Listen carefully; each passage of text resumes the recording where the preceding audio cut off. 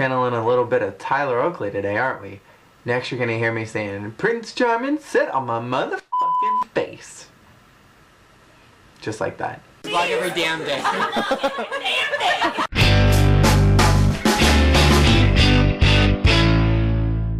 Hello Jamaians, it is Thursday, and that means it is time for Once Upon a Thursday. Today I'm going to be talking about the episode What Happened to Frederick. The flashbacks to Fairy Tale World occur directly after the last episode, right after Prince Charming left Abigail at the altar. Basically what happens in Fairy Tale World is that Prince Charming is confronted by Abigail, who says that she doesn't love him either and she doesn't want to marry him. She knows that he loves Snow White and she wants to help him find Snow White because she had fallen in love prior to meeting him, and she wants him to find his true love in hopes that maybe that will grant her some good luck in the universe and maybe she'll get her true love back. It turns out that Charming actually wants to help her reclaim this guy who has been accidentally turned into a golden statue by King Midas. Part of me feels like it wasn't so much an accident as it was purposeful, but hey, you never know. So Prince Charming sets out to find this lake that has a special property in its water that can basically cure any kind of spell.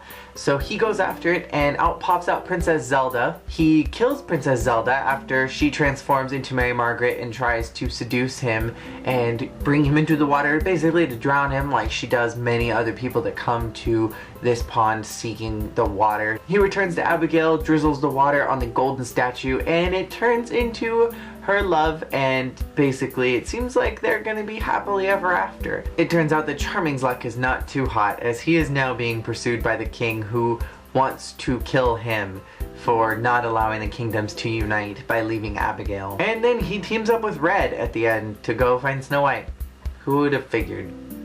I bet there are shippers of Red and Charming, and those people hurt my soul. There was a lot more going on this week in Storybook. We got a lot more progression of Emma and the Mysterious Man. We got to see a little bit more of Regina. She bought Henry a video game to kind of make up for losing the book. And it turns out this video game is Space Paranoids, further linking my Kingdom Hearts conspiracy to this entire series. What the hell? We found out that the Mysterious Man's name is August W. Booth, and I don't know if that is just a name that he's made up to impress Emma and to give her a name so that she feels safer with him knowing his name, or if he just made it up. I'm trying to think of like characters that I could link it to Fairy Tale World who possibly could be him, but who knows? I'm still thinking that he's the personification of Walt Disney himself. So we'll see. And maybe Abraham Lincoln, because he was shot by John Wilkes Booth, and there's the Abraham Lincoln show in Disneyland, and that's my connecting point. We found out in this episode that when Henry's book disappeared, August actually had taken it, and he appears to be reconstructing it, and he later goes on to give it to Emma by putting it in a box and kind of sending it through the street on like this weird little puddle thing that had kind of been going through the town, which was not really explained or anything, it was just there. So whatever. The plot progression with Mary Margaret and David was basically this. Mary Margaret wants David to come clean, and David is a little pansy and doesn't want to come clean, and he tells Catherine that he just isn't connecting with her and he can't continue to be with her. She wants to go to Boston to pursue law school, and he just doesn't want to. Catherine finds out from Regina that it's actually because Mary Margaret's in the picture and shows her pictures of Mary Margaret and David in the middle of swapping spit.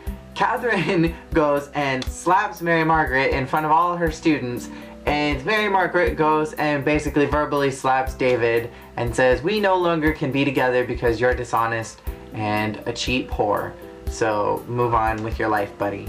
And that was the entire episode. Then our big gigantic reveal at the end is that Catherine is driving away herpa-derpa-derping down the street, and then all of a sudden it cuts to another car driving up behind her, and her car is kind of tip over on the side of the road. The driver gets out to look inside the car, and she's not inside of it, leading me to believe my suspicions were correct, that Regina did something to stop her from leaving town. because she doesn't want Mary and Margaret and David to get together. She wants David and Catherine to be together. So instead, she's going to do something to Catherine, and Lord knows she's going to try to blame it on Mary Margaret, so that Mary Margaret ends up in jail and Emma has to do something about it. So I hope that my suspicions are right, but it was just very weird. And then at the end of the episode, Regina had burned a letter that Catherine wrote to David, and I'm guessing that was a letter saying, I'm okay with you being with Mary Margaret, you guys are supposed to be together, you look at her like you love her, and you've never looked at me like that, so you be with her and I'm gonna go off to law school. On a whole, I liked this episode. It was good. It was kind of another filler episode. It moved along fast enough. It was kind of slow in the same right, but it was not bad by any definition of the word.